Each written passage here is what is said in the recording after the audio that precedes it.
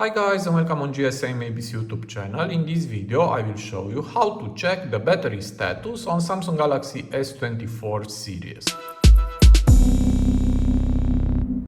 So here is my Galaxy S24 Ultra, and to check the battery status, first you need to have a Samsung account on your phone. And this is my Samsung account, tutorial GSM-ABC. You need to put it your own. And then just go to the members app. Just tap on it. And here we have diagnostics. Just tap on it.